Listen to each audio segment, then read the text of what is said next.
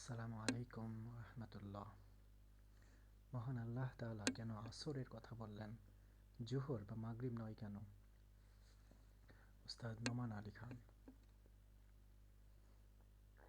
সূরা আল আসরে মহান আল্লাহ রাব্বুল আলামিন আসরের কসম করেছেন। আর আসর তো একটি সালাতের সময়, কেন অন্য কোনো সালাতকে তিনি ব্যবহার করেননি?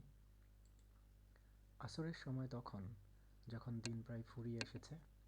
আপনি যদি ওই দিনে কোনো কাজ করতে চান, তবে এটিই আপনার শেষ সুযোগ। আসরের সময়ের শপথ করার মাধ্যমে আল্লাহ তাআলা এই সময়ের প্রতি আমাদের মনোযোগ আকর্ষণ করেছেন। আমাদের জীবনের কথা চিন্তা করুন, খুবই অল্প সময়, আসরের সময়ের মতো খুব কম সময়ই আমাদের বাকি আছে। বয়স যাই হোক না কেন, এটাই সত্যি যে আমাদের হাতে খুব কম সময়ই আছে, আর আমরা অবশ্যই তার সর্বোচ্চ সদ্ব্যবহার করতে চাই। আমাদের আরেকটি জিজ্ঞাসা, কেন আল্লাহ সুবহানাহু ওয়া তাআলা সময়ের শপথ করলেন? অবশ্যই আমাদের মনোযোগ আকর্ষণের জন্য, যা ইতিমধ্যেই বলা হয়েছে। আল্লাহ সময়ের কথা শুধু উল্লেখ করেননি, তিনি সময়ের শপথ করেছেন। কেন? আমাদের মনোযোগ আকর্ষণের সাথে সাথে আমাদেরকে এই স্বল্প সময়ে আমাদের কাজ করতে উৎসাহ প্রদান করেছেন। আল্লাহ সময়ের শপথ করছেন কারণ তিনি এটিকে একটি প্রমাণ হিসেবে ব্যবহার করছেন। আমরা যখন কোনো কিছুর শপথ করি, সেটিকে আমরা প্রমাণ হিসাবে দেখাতে চাই। যেমন, আমি যে কথা বলছি তার প্রমাণ হলো এই যে আপনি তা শুনতে পাচ্ছেন।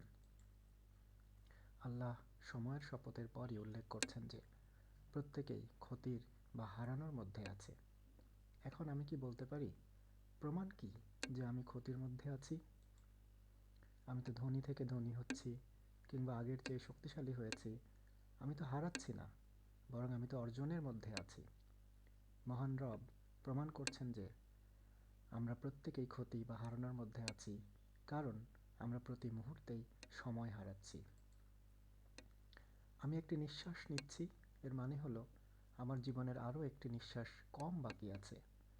আমি ছোট বা বড়, ধনী বা গরিব, আমি পৃথিবীর যেখানেই বাস করি না কেন, আমি সব সময়ই সময় হারাচ্ছি।